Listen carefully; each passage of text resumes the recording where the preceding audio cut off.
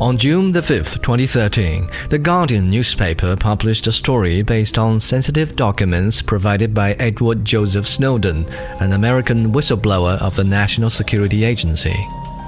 The Guardian story exposed a program called PRISM, which provided the NSA with court-approved access to the Google and Yahoo accounts of US citizens. Within months, media outlets around the world were reporting on large-scale global surveillance programs conducted by an intelligence alliance known as the Five Eyes. Prior to these revelations, the world had little to no knowledge of the extent to which they were being spied on.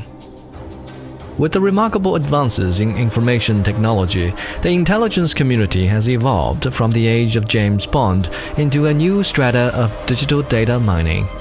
However, our impression of spying remains more or less the same, as if they only operate in the shadows beyond the range of public knowledge.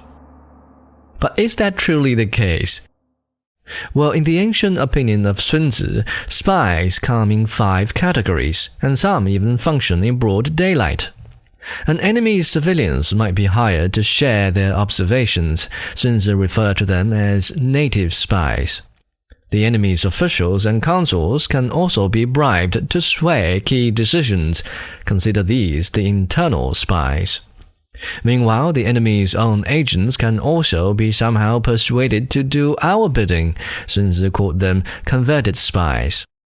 Some spies might not survive if their job is to feed the enemy with false information, thus they are expendable. Some spies are true survivors. They travel back and forth between opposing camps and yet live to tell the tale.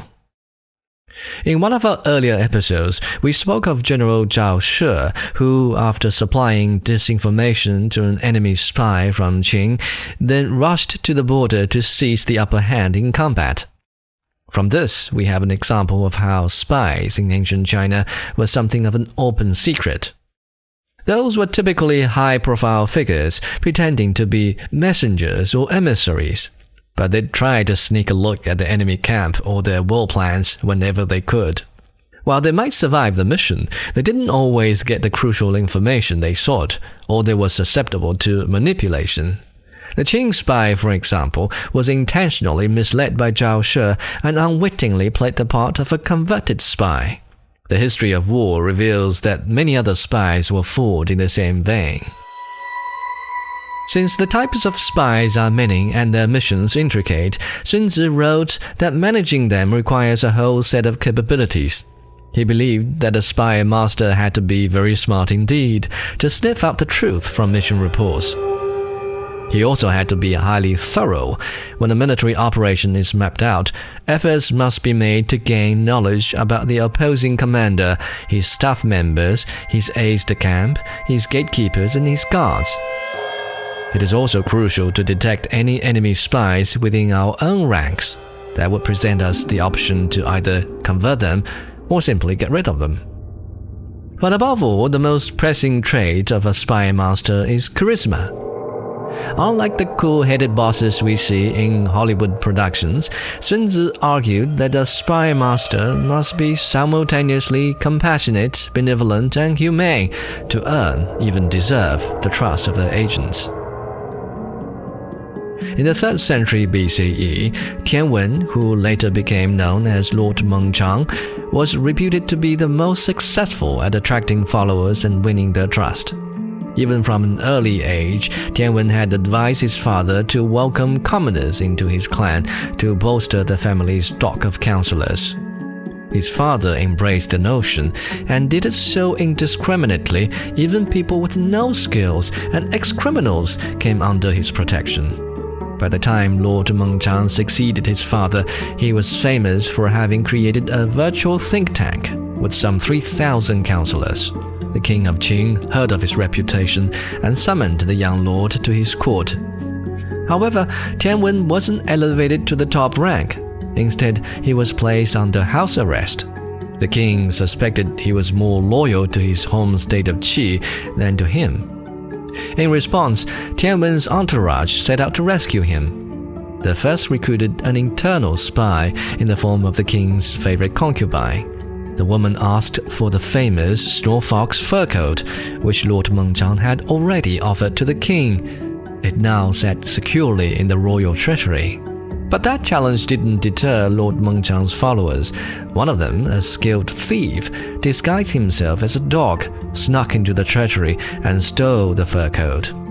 With the expensive bribe at hand, the concubine persuaded the king to release Tianwen. But the young lord wasn't out of the woods yet. He still had to flee the country.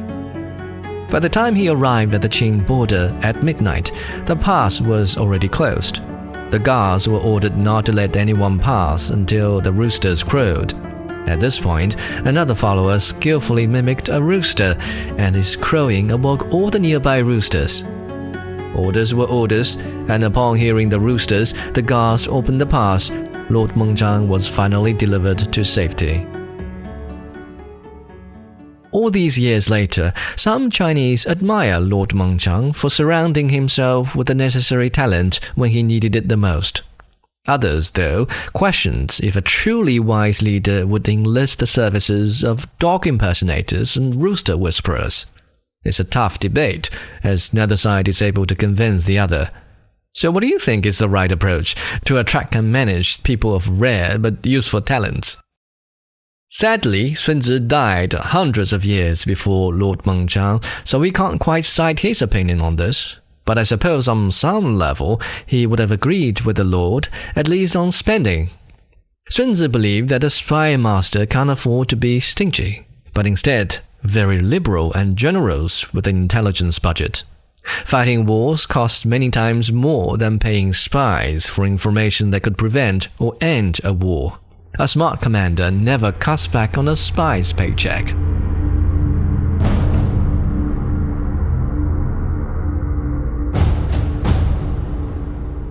If you listened to all of our earlier episodes, by now you must realize that Sun Tzu's war theories are built on information and espionage. At the earliest stage of the pre-war council meeting, the king and his advisors need information about both sides to evaluate their strengths and weaknesses and decide whether to send a diplomat or an army. They must also obtain knowledge of details like the weather and the terrain to choose a marching route and camping locations. From this foundation of information, they can more confidently misguide the opponent by identifying special agents through whom to spread these falsehoods. Even though they didn't have computers or electronics, commanders throughout history couldn't live without intelligence and espionage. And that's why Sun Tzu finished The Art of War with a long commentary about spies. At long last, we've covered all the chapters of Sun Tzu's world-famous book of strategic warfare. Personally, it's been a rather slow and painful process as I researched, wrote, and produced this podcast series. In retrospect, though, I feel this arduous journey has given me a fresh perspective on how to go about the business of my life.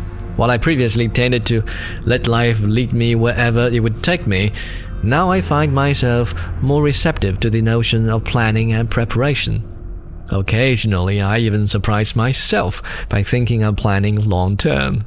I suppose that's one reason why The Art of War has remained so popular so many centuries later. All in all, it's been a pleasure working on this series, and I hope you enjoyed it as well.